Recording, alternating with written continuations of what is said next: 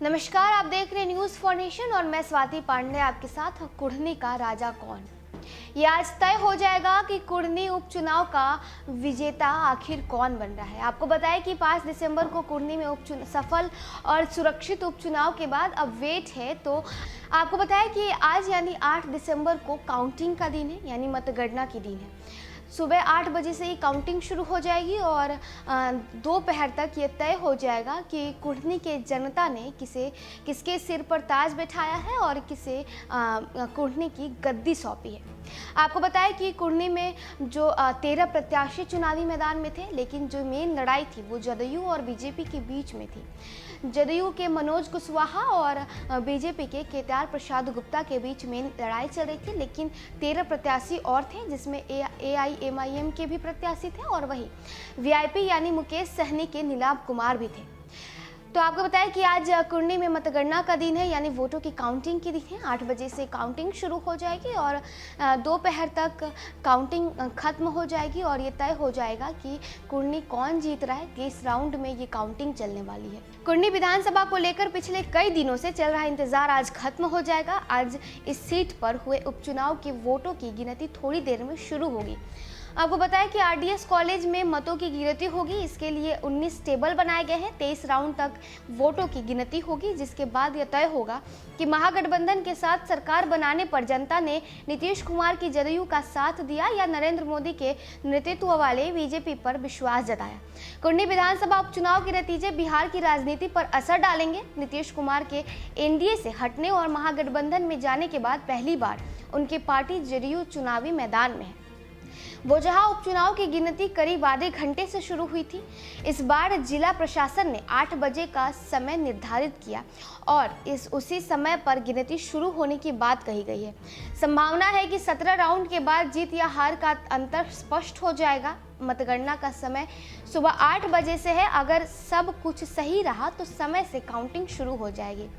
कुढ़नी प्रखंड में 39 पंचायत है। दोपहर बाद ही स्थिति पूरी तरह से स्पष्ट हो पाएगी कि किसकी जीत होगी और किसकी हार होगी। मतगणना स्थल पर सुरक्षा के कड़े इंतजाम कर दिए गए हैं। SSB के जवान और जिला पुलिस बल की तैनाती की गई है।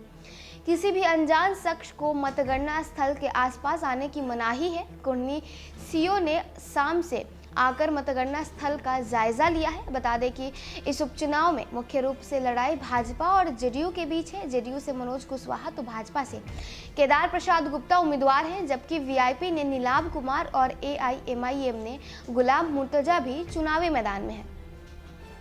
लेकिन सीधी टक्कर जदयू और भाजपा में है। वोटिंग के दौरान जनता का रुझान जदयू प्रत्याशी की तरफ देखने को मिला था। गिनती के बाद स्थिति पूरी तरह से साफ हो जाएगी। आपको बताया कि कुढ़नी सीट के पिछले कुछ चुनाव के इतिहास पर नजर डालें तो केदार गुप्ता को बीजेपी ने 2015 विधानसभा चुनाव में दंगल में उतारा था। उन्होंने मनोज कुशवाहा को काफी मतों से चुनाव में हराया था। केदार प्रसाद गुप्ता को 7,03,227 और मनोज कुशवाहा को 6,01,657 वोट मिले थे। इस तरह मनोज कुशवाहा 11,570 वोट से हार गए थे। 2020 के बिहार विधानसभा चुनाव के दौरान मनोज कुशवाहा चुनाव में नहीं उतरे, जिनके बाद यहां से RJD प्रत्याशी अनिल सहनी की जीत हुई।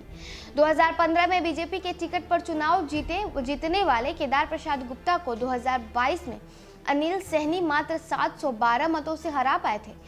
इसके मुख्य वजह तीसरे नंबर के उम्मीदवार राम बाबू सिंह को 10,041 वोट मिलना माना जाता है।